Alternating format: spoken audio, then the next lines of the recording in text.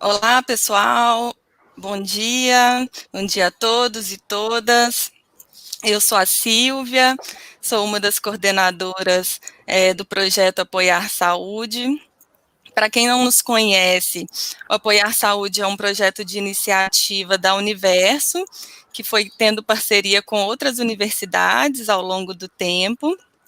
E desde maio, a gente vem oferecendo atendimento psicológico aos profissionais da linha de frente da pandemia.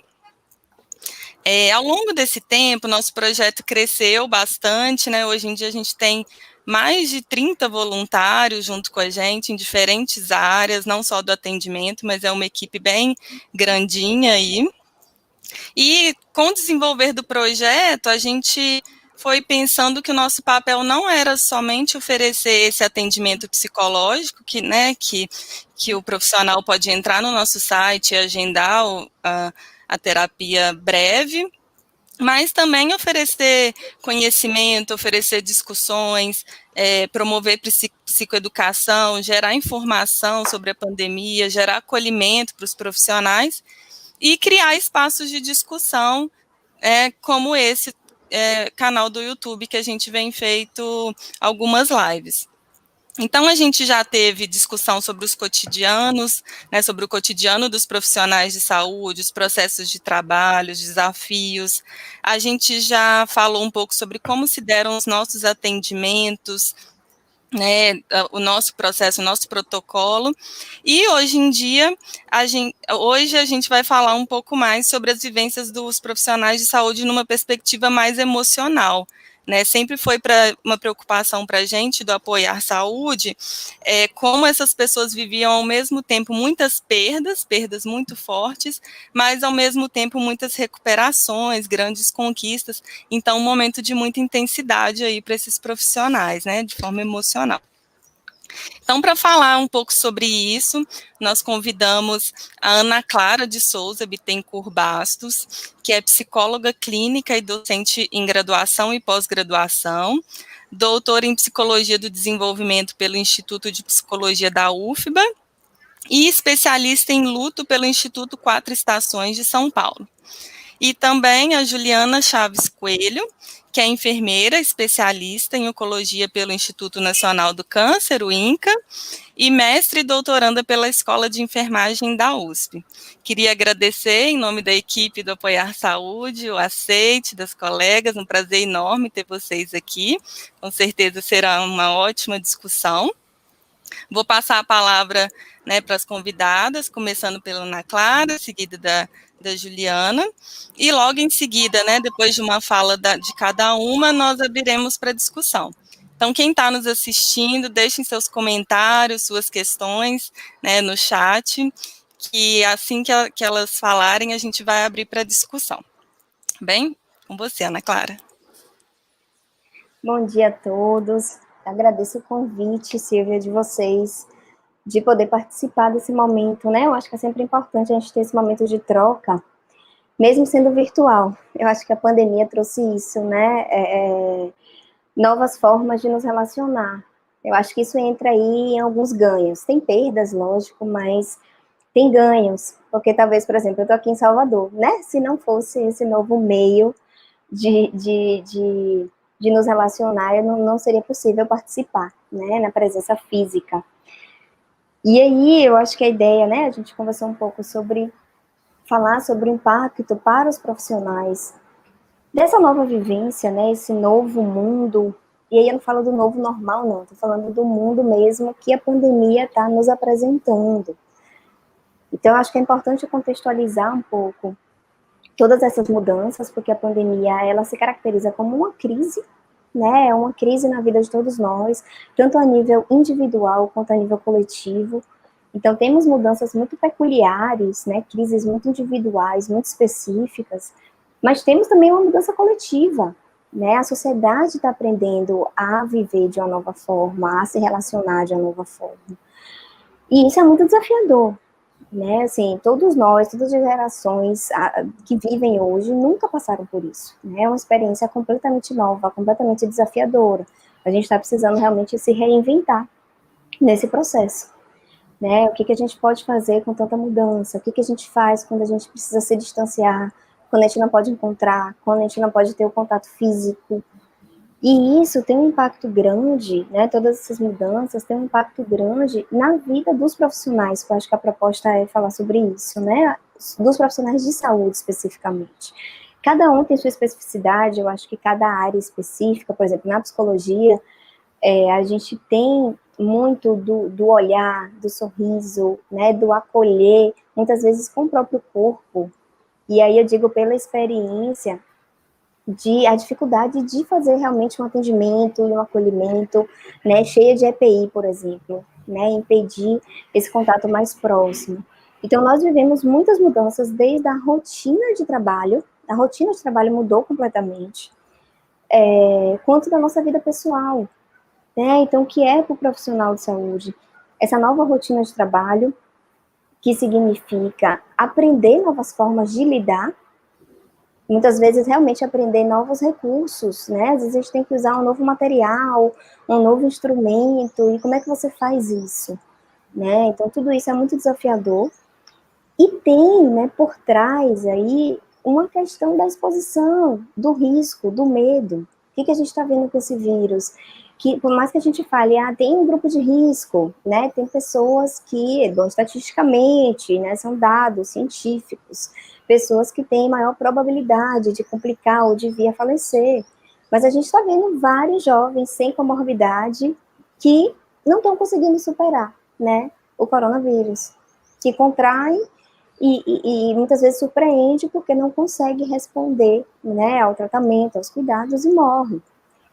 Então, a gente vive a nível social, assim, um medo que é compartilhado. Acho que, assim, lógico que tem pessoas que talvez não pensem nisso, não compartilhem, né, eu não sei, quem está nos ouvindo aí, se são os próprios profissionais de saúde, talvez isso nem passe pela cabeça, porque aí também é uma forma de enfrentar, né, eu não vou pensar para eu conseguir dar conta desse processo. Mas estamos todos sujeitos, né, expostos a esse risco, sem saber realmente se a gente consegue enfrentar ou não. Então tem um medo aí de algo que é invisível, que talvez a gente não tenha tanto controle. Eu acho que agora, né, estamos em dezembro já, se a gente pensa de março para cá, muita coisa já mudou. A gente já viu que a gente tem algum controle, né? A gente tem como usar um material de proteção, a gente tem como se distanciar, a gente tem como se proteger de alguma forma. Mesmo assim, mesmo pessoas que estão ali no cotidiano se protegendo, algumas contraíram, né, o vírus. Então, há um medo compartilhado aí, e um risco de algo que é invisível e que talvez incontrolável, né? A gente tem um certo controle, mesmo assim, mesmo usando, né, os recursos que nos permite nos proteger, a gente pode se expor. Quando a gente fala do profissional de saúde, isso entra numa ambivalência muito grande, no conflito emocional talvez muito grande, que é a sua missão, a sua profissão, né? O que significa a sua profissão? De uma maneira geral, os profissionais de saúde, eles cuidam dos outros, né? Independente aqui da área, da profissão. E aí a gente fica entre esse cuidar e se expor, né? O risco de estar ali e de se contaminar, e ao mesmo tempo, assim, é minha missão. Eu tô vendo tanto sofrimento, eu preciso ajudar, eu preciso fazer, eu sei fazer, eu posso fazer e eu posso mudar a vida de muita gente. Mas ao mesmo tempo você se coloca em risco e você também coloca, por exemplo, a sua família.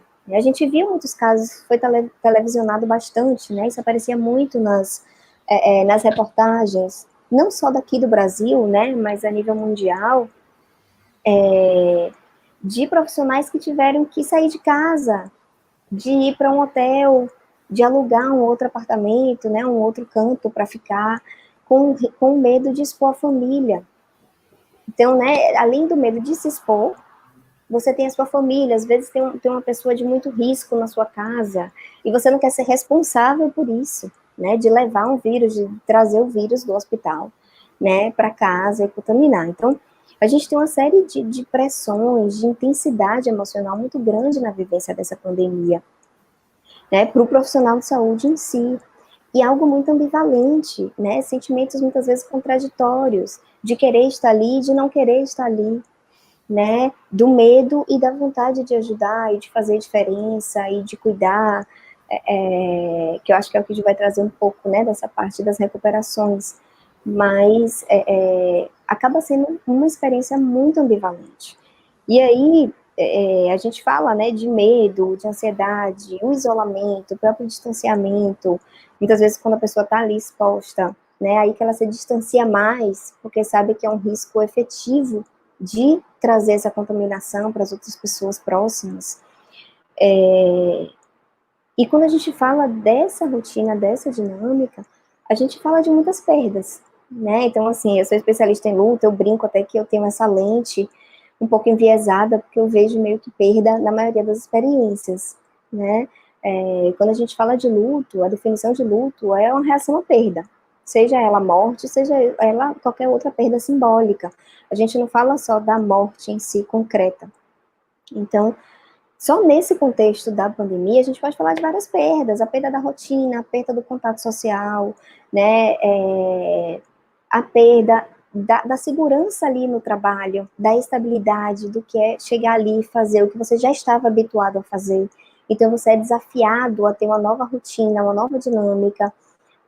Tudo isso envolve um processo de ressignificação, né? A gente precisa dar um outro sentido, então encontrar outros meios, né? Que é o que a gente está fazendo um pouco aqui, esse contato virtual. Vamos fazer algo virtual, né? Vamos manter o contato com as famílias virtualmente. Isso foi muito discutido, principalmente no início, né? A gente tinha muita live, muito movimento, de aproximação. É lógico que tem uma hora que a internet em si talvez não supra as necessidades como um todo, mas ela serve para aliviar ou para amenizar muitas dessas angústias, né? Mas aí a gente fala do luto do profissional, né? Como é que o profissional lida com tudo isso, né? Com o medo, travou, tá funcionando, né? Com medo de estar ali, com todas essas mudanças, e aí especificamente, vou falar das mortes, né? Porque eu acho que a gente pode trazer um paralelo de três vertentes. Então, você acompanhar a morte dos pacientes, né? Aquelas pessoas que você está ali, que você se dedica, que você cuida e que não consegue sobreviver e que morre. Então, a gente tem que lidar com esse luto. A gente tem visto muitos profissionais de saúde, né? Contraindo vírus e morrendo também, né? Então, tem a perda dos próprios colegas e que se conecta muito com a perda de si mesmo, né? Com o medo da própria morte. Então, na hora que você tem ali, você está vivendo naquele momento ali, e um colega seu contrai o vírus e morre, né? Você pensa, pode ser eu posso passar por isso também, né? Além de lidar com a perda em si do colega, do afeto, né? Da saudade, da dificuldade de um luto mesmo, você entra em contato com o próprio medo da sua própria finitude, né? Então, é uma vivência muito forte a nível do luto do profissional. E nesse contexto, assim, quando a gente fala de luto do profissional, a gente fala especificamente de um luto não reconhecido, né? E o que seria esse luto não reconhecido?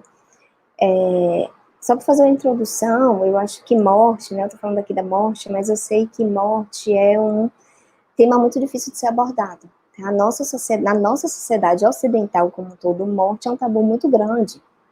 Vamos falar especificamente do Brasil, a gente não fala sobre morte, né? Se a gente toca no assunto, normalmente a gente desconversa, a gente quer mudar, né? A gente quer fingir que não vai acontecer, a gente não quer entrar em contato com o nosso risco da nossa própria finitude, né? Nosso próprio medo de morrer. Lógico que esse tabu envolve várias coisas, não só o nosso medo de morrer, mas tem uma coisa social mesmo, a dificuldade de encarar diversas crenças que são associadas. A gente não pode desconsiderar a própria evolução da tecnologia. Então, tem um autor que fala muito sobre a história da morte no Ocidente, que é Philippe Arrier, e ele vai trazendo essa mudança. Antes, a morte era algo familiar, que era vivido, que era aceitado, né? As pessoas muitas vezes morriam em casa, você fazia um ritual para aquilo ali, as crianças participavam, né? A família participava de uma forma naturalizada. Com o passar do tempo, a morte foi ficando cada vez mais interdita, cada vez mais distante, né?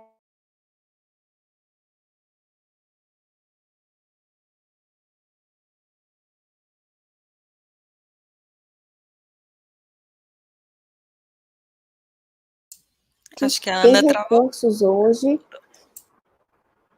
Travou? Foi bem Agora você rapidinho. voltou. Voltou? Agora te vimos. Aham. Vixe. Mas estou falando do avanço, né, do avanço científico e de como hoje a gente tem recursos para afastar a morte e evitar a morte a muito custo, né? Muitos tratamentos, enfim, muitos aparelhos, coisas que mantêm a vida, né, artificialmente muitas vezes, mas mantém a vida, prolonga a vida. Isso reforça também a nossa sensação de que a morte é algo distante. Quando a gente fala do profissional de saúde especificamente, qual é a nossa função enquanto profissional de saúde? É cuidar, é curar, é salvar vidas, né? E a gente aprende, a gente sabe, talvez não tanto na psicologia, talvez mais nas outras áreas, mas a gente aprende a cuidar muitas vezes de um corpo, se distanciar afetivamente, porque se a gente se envolve emocionalmente com o paciente, a gente pode prejudicar a nossa ação. Eu até levanto esse questionamento, até que ponto a gente consegue se distanciar. Eu, particularmente, acredito que a neutralidade é um pouco ilusória. Talvez de alguns pacientes a gente consiga se distanciar, em outros a gente vai se identificar, a gente vai se aproximar, a gente vai gostar, a gente vai se vincular. Né? Nós somos seres humanos, nossa capacidade é primordial, é de criar vínculos. Então, o profissional de saúde, ele não é imune a isso. E o luto não reconhecido, ele fala exatamente sobre isso, assim, né? É de um luto que ele não é validado socialmente, tá? Então, é como se ele não tivesse autorização. O profissional de saúde, ele tá ali para cuidar, para curar, para salvar vidas. Ele não tá ali para se apegar e para sofrer por um paciente, né? Então, eu já escutei uma vez de uma enfermeira que trabalhava comigo, e ela falava, né, a gente vem aqui, a gente dá suporte, a gente escuta, porque é quem tá ali no dia a dia com o paciente, né? E depois, quem me escuta é meu travesseiro, né? Que eu chego em casa, é ali que eu choro, é ali que eu expresso minha frustração, minha tristeza, e todas as emoções que vêm desse trabalho, tá? Porque a gente se apega, a gente se vincula, a gente se envolve com as pessoas que estão ao nosso redor. E muitas vezes a gente simplesmente se sensibiliza com a história. Às vezes é um contato específico que você teve ali, você teve com aquele paciente ali 30 minutos, 1 hora, mas foi suficiente para você se sensibilizar com a história dele, com a história da família, e você sofrer com essa perda, né? E você pensar, poxa, né, mas teria tanta vida pela frente, poxa, mas era uma pessoa tão bacana, né? E você simplesmente sentir uma tristeza. E quando a gente fala do luto não reconhecido, né, tem um autor que traz especificações disso, mas uma delas é quando a pessoa ela não é autorizada a sofrer. Então, o profissional de saúde, ele vive toda essa intensidade de emoções, sem ter uma autorização social, né? Ou com a pandemia, a gente até viu uma mudança, assim, né, de dar espaço para o profissional, de trazer essa ideia do profissional como herói, né? Mas muitas vezes é trazer o profissional como herói, mas não é apresentar a realidade que é do profissional, tá? Ele tá ali, né? Ele tá enfrentando, mas a gente precisa mostrar também o outro lado, né? Como é difícil, como tá se expondo, como a gente precisa cuidar deles também. Porque são pessoas que estão nesse local de cuidar do outro, mas muitas vezes elas não são cuidadas, né? Nem todo lugar tem espaço para que esse profissional possa falar, para que esse profissional possa ser cuidado, né? Que eu acho que é um pouco do que a Silvia estava trazendo aqui do projeto. Não tem esse espaço para falar, para expressar essa dor. E aí a gente fala de vários riscos, né? Eu acho que não vou aprofundar muito nisso, mas um luto não reconhecido, ele tem muito risco de complicar, tá? Porque o luto, ele é uma reação normal, a gente precisa viver ele. Ele é um processo normal, não é uma doença, não é patológico. É uma reação normal a uma perda. Então, a gente vive uma perda, a gente vive um luto. E o luto envolve essa ressignificação, é você dar um novo sentido para essa vida sem a pessoa, ou sem, né, o que você perdeu simbolicamente. Né? Você aprende novos recursos, você aprende a nova forma de lidar, você aceita e ressignifica aquele vínculo, aquele processo. Então, No luto não reconhecido, muitas vezes a gente não tem espaço para que isso aconteça. Então, é uma dor que vai ali, muitas vezes, se acumulando, se sobrepondo, paciente por paciente, que vai embora. Quando a gente fala da pandemia, a gente fala de contextos em que, em muitos momentos, né, tiveram mortes consecutivas, muitas mortes, né, pessoas que em um turno de trabalho, né, em um plantão ali, acompanharam não sei quantas mortes. Isso vai se sobrepondo emocionalmente. E que tem uma hora que explode, que tem uma hora que adoece, que a gente somatiza, que o corpo dói, né, e que pode trazer diversas outras complicações, né, emocionais e físicas. Então, a gente precisa, né, no local de cuidador, a gente precisa também se cuidar, né, e aí eu acho que eu vou, acho que até que eu ultrapassei um pouquinho o tempo, mas vou fechar aqui, né, deixar para agora a vez de Juliana, para depois a gente poder, né, conversar mais. Tá bom? Obrigada, Ana. Primeiramente, obrigada, né, pelo convite.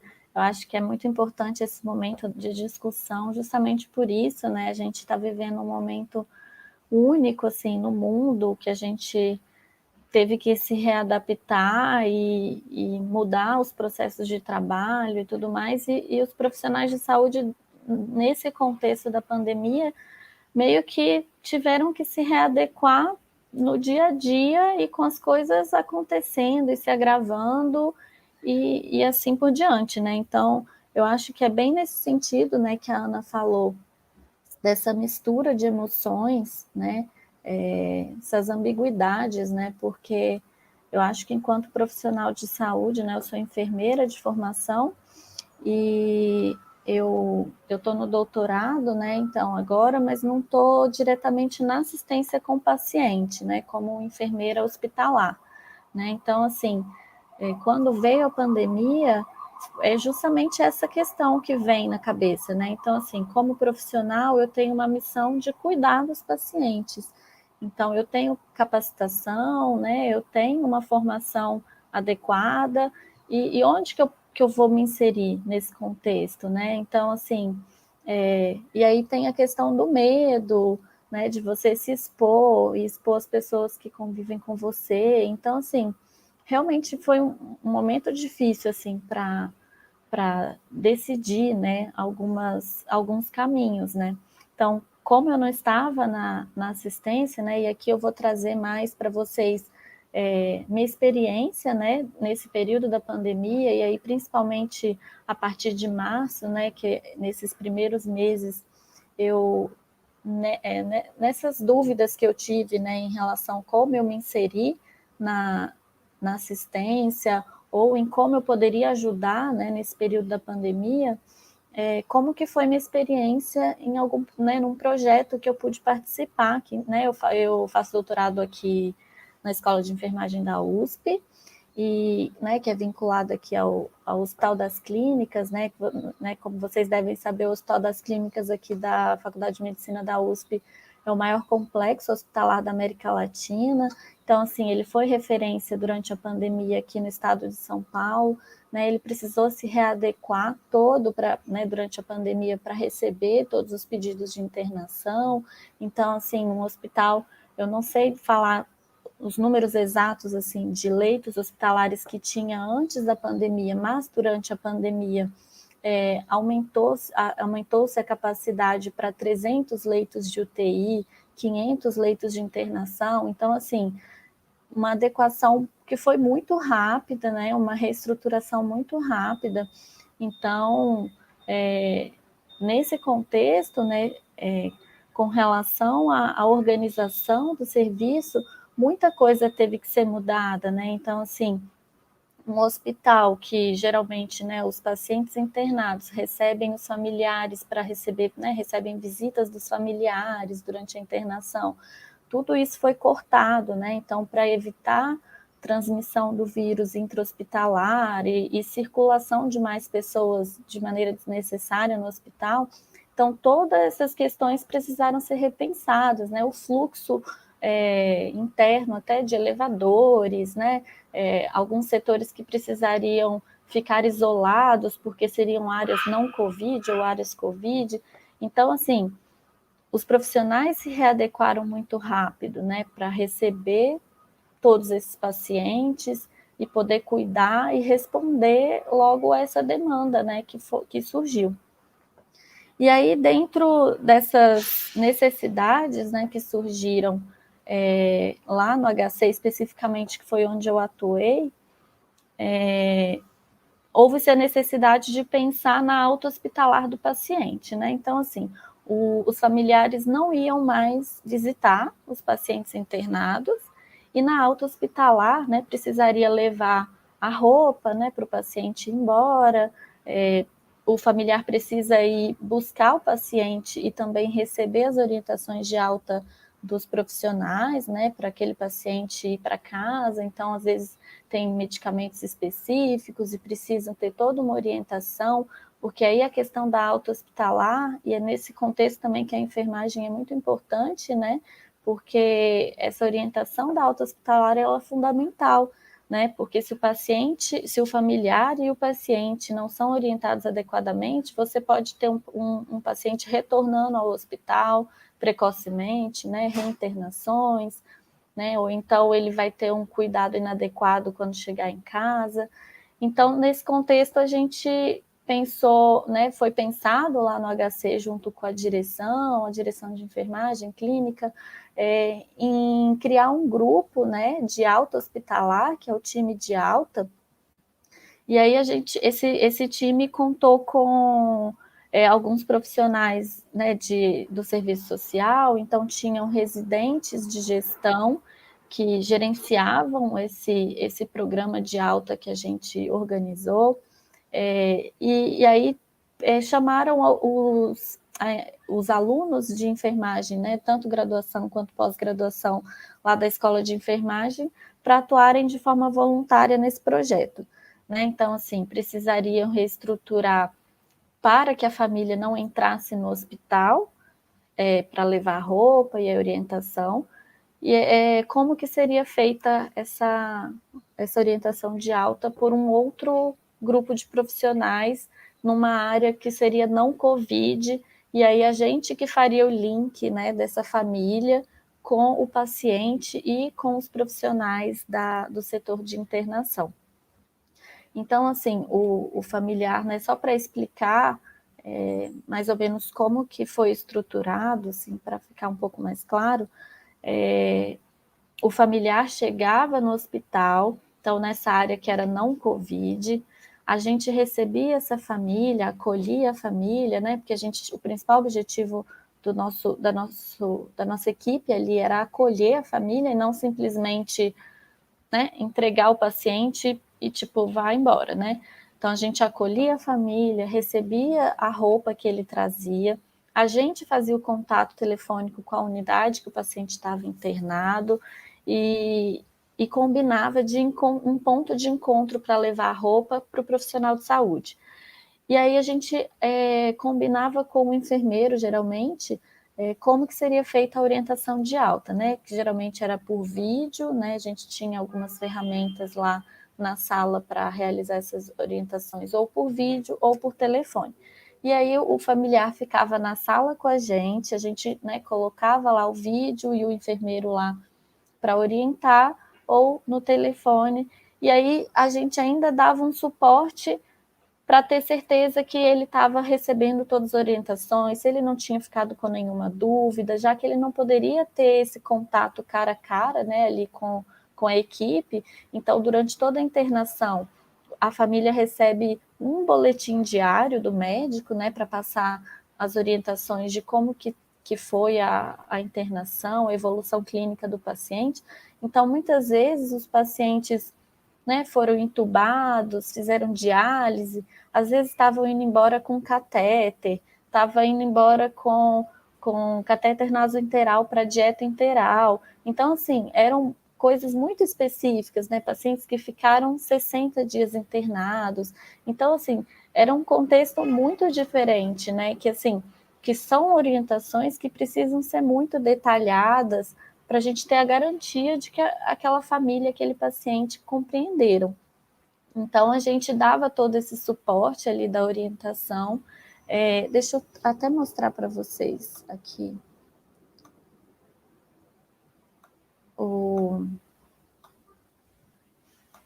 Então, o time era formado, né, por residentes de gestão e do serviço social do HC e voluntários da Escola de Enfermagem da USP.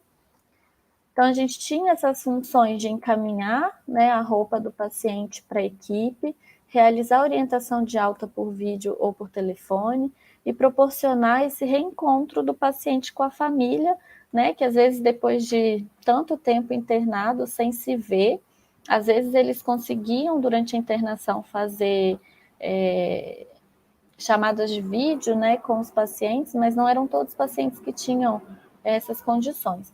Então, assim, nesse projeto que a gente fez ao longo de 15 semanas, né, a gente teve um total de 643 altas que passaram por esse fluxo junto com a gente.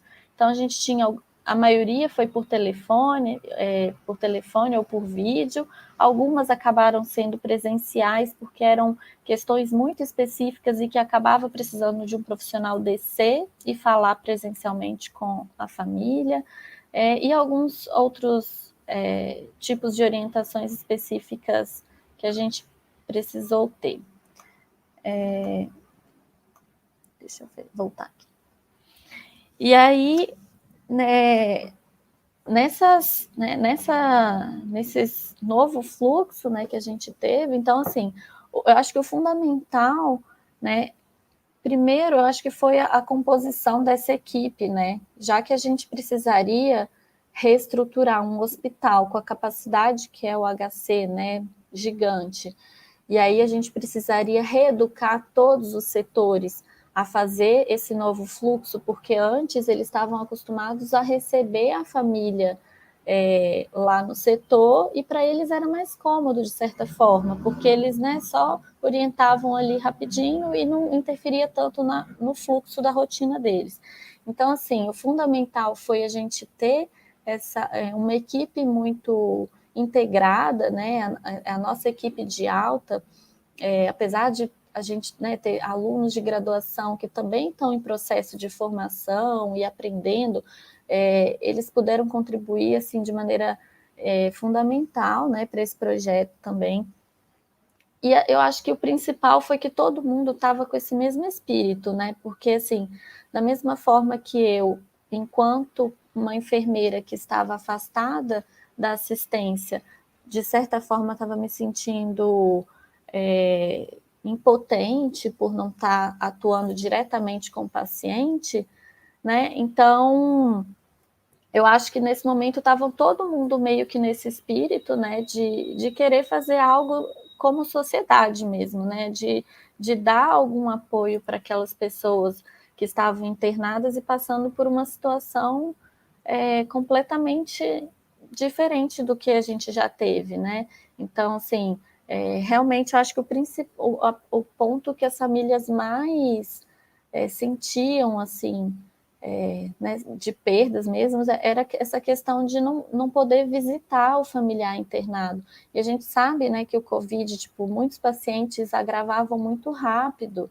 né? Então iam para a UTI, às vezes vinham para o HC transferidos de outro hospital, e eles só iam ficar sabendo que ele estava no HC e receber o primeiro boletim daí um dia. Então, assim, essa dúvida que surge na família, essa insegurança, né, por não saber o que está acontecendo pelo estado de saúde.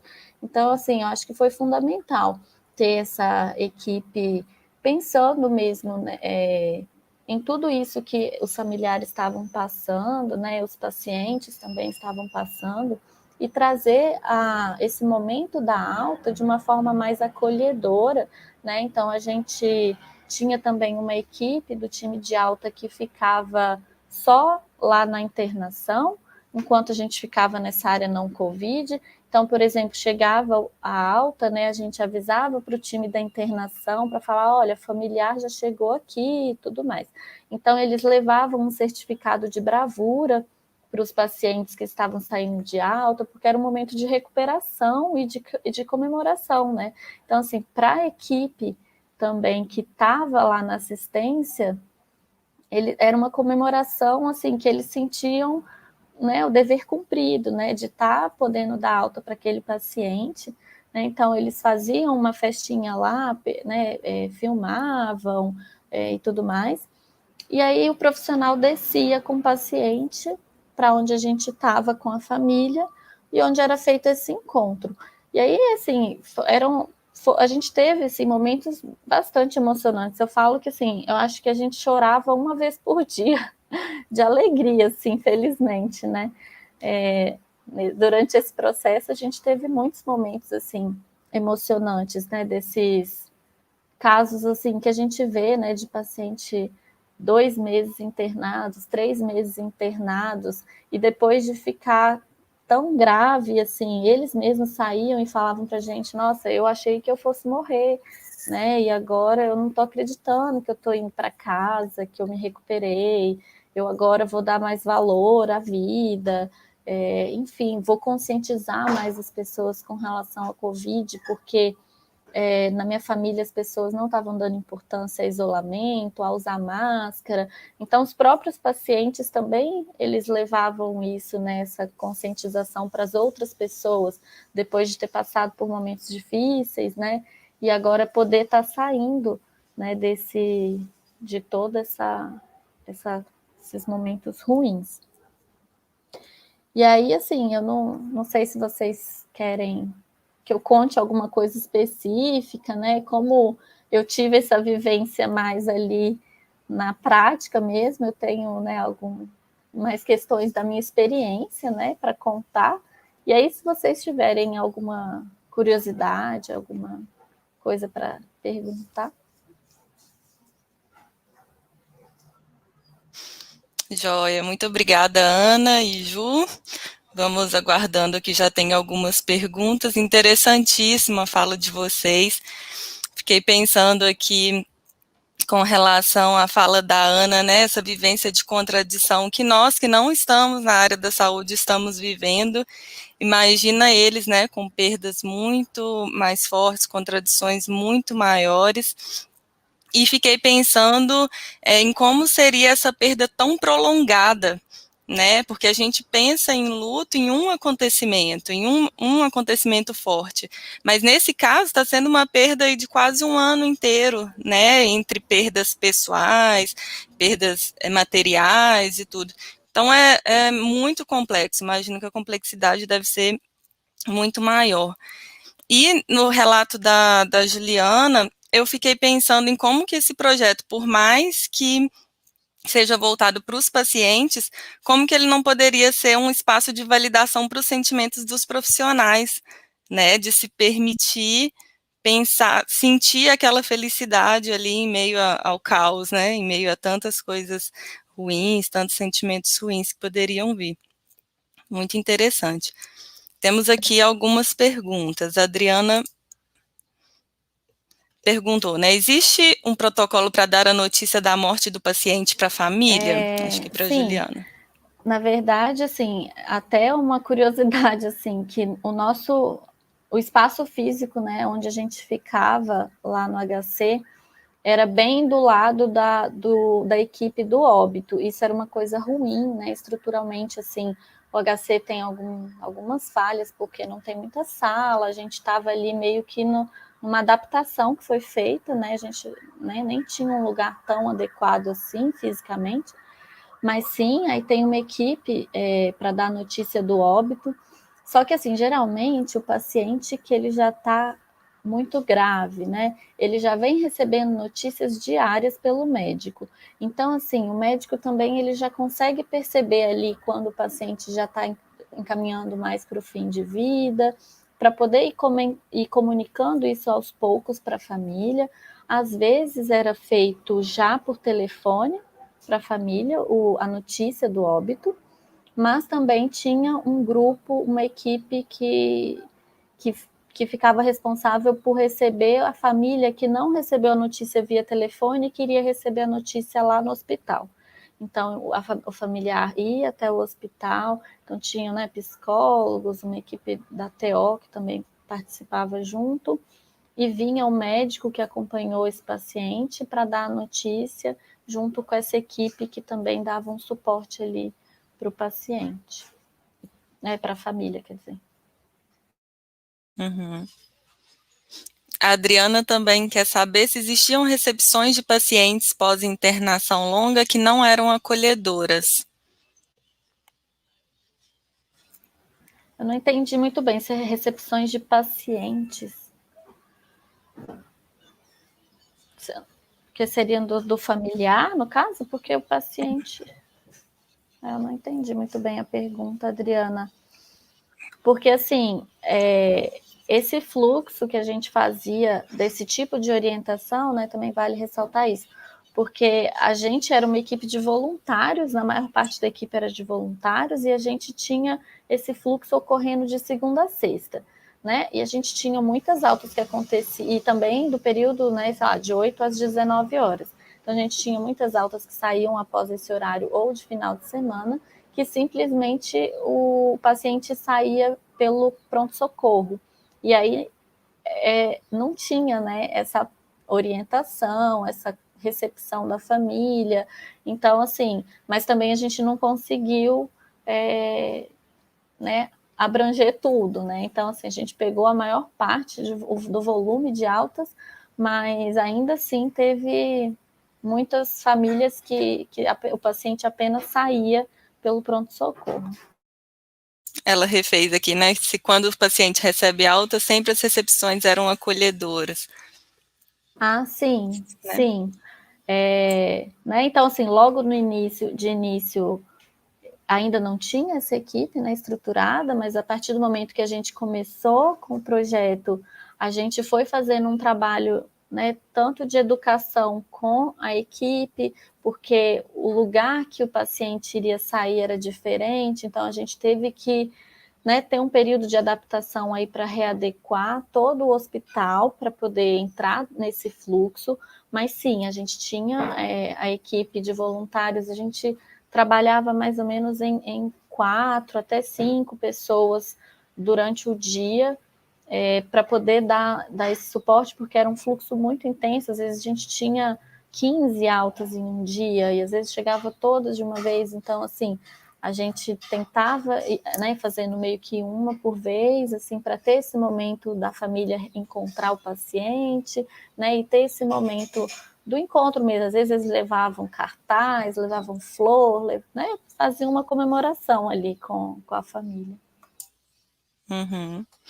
Perguntas aqui da nossa equipe, do Apoiar, para Ana Clara.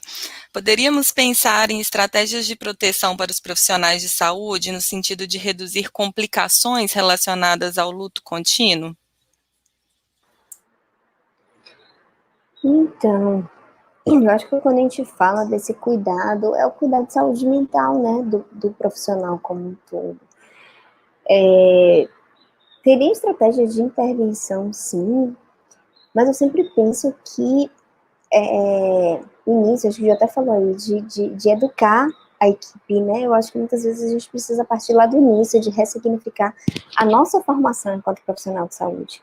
Porque a gente está vivendo um contexto específico da pandemia, de morte em massa, né? De um contexto muito específico, de muita insegurança, né? Talvez seja essa palavra aí mais crítica, assim, uma insegurança em vários aspectos. Mas, de uma maneira geral, nós não somos formados com essa base para lidar com a morte, né? A gente não fala de educação para a morte. Eu falo até pela psicologia, a gente vê um pouco disso, mas, assim, a gente está caminhando, eu acho, assim, tem cursos que já tá inserindo isso, mas o profissional de saúde, ele é formado e educado para tratar e curar. Então, de uma maneira geral, a gente já começa a atuar. Travou? Não. A gente já começa a atuar com essa pretensão. Então, por exemplo, uma morte é vista como uma falha, e uma falha pessoal. Então, quando a gente fala do luto do profissional, um dos grandes riscos é esse. É a perda de um paciente, né? A morte de um paciente ser vista como uma falha nossa, né? Que a gente não fez o que a gente tinha que fazer, né? Então, a gente não conseguiu curar aquela pessoa, então a culpa é nossa. né? Isso fica, mesmo que seja lá a nível mais inconsciente, né? Mesmo que isso não seja verbalizado, mas aquela sensação de frustração, de fracasso após a perda de um paciente, passa por isso, né? Por uma impotência, por uma fragilidade, talvez. Agora, pensando em intervenção, né? O que a gente pode fazer? Tudo bem, a gente precisa mudar lá, a gente precisa formar, trazer isso na formação dos profissionais, né? Educação para a morte, sensibilizar, né, a morte como algo natural, que vai acontecer, lógico que a gente tem o nosso papel, o nosso trabalho de intervir, mas a morte vai acontecer, independente da pandemia, a morte já acontecia antes, e a gente precisa, né, aprender a lidar com isso de alguma forma. Mas como intervenção, eu acho que a questão principal além de uma psicoeducação mesmo, né, assim, de que isso está acontecendo, né, o que é pandemia, o que é morrer, o que é luto, né, porque às vezes a gente chegar e falar, olha, o luto envolve tal e tal reação, porque o luto não é só tristeza, o luto envolve reações em todas as dimensões, física, né, fisiológica, a gente tem sintomas fisiológicos de reação ao luto, sintomas sociais, espirituais, né, de questionar a nossa fé, de questionar as nossas crenças, então o luto afeta várias dimensões. Então, eu acho que intervenção de início, de psicoeducação mesmo, para que o profissional possa olhar e falar, olha, é isso que eu estou sentindo, é isso que eu estou vivendo. E no momento que você entende o que você está vivendo, você consegue encontrar algum recurso para lidar. Porque o grande risco do luto não reconhecido é essa falta de espaço. Então, o que a gente pode fazer? Dar espaço, fazer um grupo, colocar os profissionais para compartilhar a experiência, porque às vezes também na hora que você traz, e você, poxa, mas ele também está sentindo isso, ele também, ou seja, está todo mundo sentindo a mesma coisa, e eu estava achando que eu estava errado, que eu estava falhando, né, que eu não era forte o suficiente, que eu não era bom o suficiente. Então, uma coisa de psicoeducação mesmo, né, de mostrar o que é essa vivência, que emoções são essas, e que tudo bem sentir elas. Eu acho que um pouco de um acolhimento. Tudo bem você se sentir assim, tudo bem você chorar porque um paciente morreu, né? Tudo bem chorar de alegria também, né? Mas tudo bem você chorar de tristeza porque aquela pessoa morreu, aquela pessoa que você teve contato ali 30 minutos, né? Você se sensibiliza com essa morte, né? Então eu acho que é psicoeducar, acolher e ter um espaço de compartilhamento, né? No luto não reconhecido, a principal questão é essa, assim, é a gente reconhecer essa dor, né, e dar voz para essa dor. Então, os profissionais precisam ter um espaço para expressar isso. Porque, infelizmente, assim, evitar essa dor a gente não consegue, né, mas a gente precisa aprender uma forma de lidar com ela de maneira mais saudável, digamos assim, né, para que a gente possa dar sentido e seguir. Porque vai seguir, vão ter novos desafios, e vão ter novas mortes, e vão ter novas perdas, né, e que a gente, enquanto profissional de saúde, possa não adoecer, né. Interessantíssimo, muito bom. Algumas perguntas aqui para a Juliana. Primeiro, da equipe do Apoiar Saúde. Como enfermeira, como você avalia que projetos como esse, tanto a equipe de alta ou do óbito, contribuem para a saúde mental dos profissionais de saúde? E no mesmo caminho, a Mayra perguntou, parabenizou pelas lives, qual foi o maior aprendizado que você adquiriu ao participar desse projeto, como enfermeira e como indivíduo? Bom, deixa eu responder a primeira. Consegue colocar? Deixa eu colocar aqui de volta. Isso, tá, obrigada. Então, como que eu avalio que esses projetos contribuem para a saúde mental dos profissionais?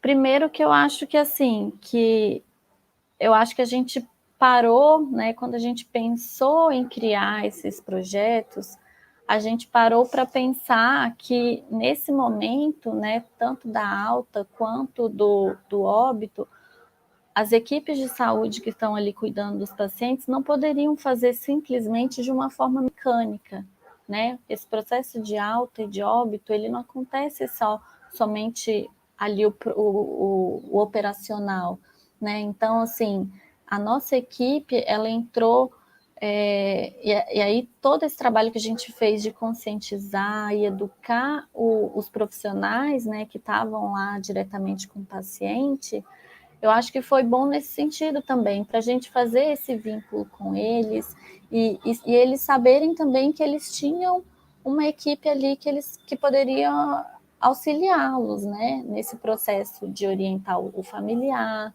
né, então, tanto na comunicação do óbito, que teria alguém ali para poder auxiliar eles que estavam lá diretamente, né, naquela rotina, muitas vezes enlouquecedora, assim, do cuidado, né, então eu acho que pensar nesses tipos de projetos, acho que realmente são estratégias importantes mesmo.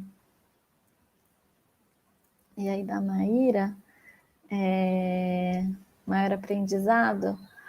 Assim, como enfermeira, eu tive algumas experiências, assim, né? Como eu também estou na pós-graduação e nessa formação como docente, eu acho que o contato com os alunos foi muito importante para mim, né? De ensinar, não ensinar, mas também aprender, na verdade, porque a gente teve uma troca de experiência muito grande entre os profissionais e residentes de gestão, que eu nem sabia que tinha essa residência. Então, assim, a gente teve um contato ali da nossa equipe e um aprendizado muito grande. E eu acho que, como indivíduo, esse projeto me fez refletir, assim, pelas histórias que eu vi, né, dos pacientes, principalmente esses casos dos pacientes que ficaram ali entre a vida e a morte e saíram, e eles saíam falando para a gente coisas tão bonitas, assim, né, e valorizando muito a família, né, esses laços que a gente tem, né, interpessoais. E eu acho que isso fez com que eu valorizasse também os meus, né? Então, acho que foi bem importante nesse sentido. Muito bom. Bom, nossas perguntas aqui finalizaram. Ana e Ju querem falar algo mais? Nosso tempo também está acabando aqui. Eu acho que era isso. Não sei se ficou alguma outra questão aqui. Acho que não. Não, acho que é só agradecer, né? A oportunidade, acho que ficou legal esse paralelo, assim, de falar um pouco da perda, né, da morte, e ao mesmo tempo falar que também tem outros caminhos, né, e que também tem uma parte muito bonita ali, quando sobrevive, quando tem a alta, né, eu acho que foi uma experiência aí muito rica de Juliana, né, de ver esse outro lado, e que traz muita emoção, porque quando a gente fala, acho que dessa pandemia, quando a pessoa contrai, né, e tem aí o Covid, e precisa se hospitalizar, né, o medo da morte é constante, a gente está vendo, né, muita insegurança, os dados científicos ainda muito novos, então, realmente, a pessoa conseguir, porque precisou ir para o hospital porque teve alguma complicação, né, e a pessoa conseguir ter essa alta, eu fico imaginando a emoção ali nesse contexto, né, de pessoas que passaram ali por um momento com certeza crítico, né, e de distância da família, né, tudo aí que a gente sabe que dificulta mais ainda o processo. E como deve ter sido significativo para os profissionais, né, porque ao mesmo tempo que sofre ali com a perda, esse momento da alta realmente deve ter sido aquele respiro, né, ou seja, vamos aqui nos recuperar, né, recarregar aqui a energia, porque tem muito a fazer, né, eu acho que é essa ambivalência aí, né, eu acho que a gente mostrou bastante aqui como uma experiência bem rica, em todos os aspectos, né? Porque se fosse para eu pensar assim, de maneira bem resumida mesmo, eu acho que tudo que a gente está vivendo nesse momento, eu acho que é justamente isso, esse misto de emoções, né, entre coisas boas e ruins, assim, misturadas. E porque a gente teve, inclusive, casos de paciente que teve alta, no dia que a senhora estava tendo alta hospitalar, ela teve que receber a notícia que o esposo dela faleceu também por Covid no dia anterior, e ela nem, tipo, não tem velório, né, e aí ele tinha sido enterrado no dia anterior, então, assim, é uma mistura, né, muito grande de emoções e sentimentos, então, assim, você tem a notícia boa junto com a notícia ruim, então, assim, eu acho que é fundamental para o profissional ter ali um suporte, né, porque fica complicado mesmo, né? Essa mistura de sentimentos, assim, ao mesmo tempo e essa intensidade, né?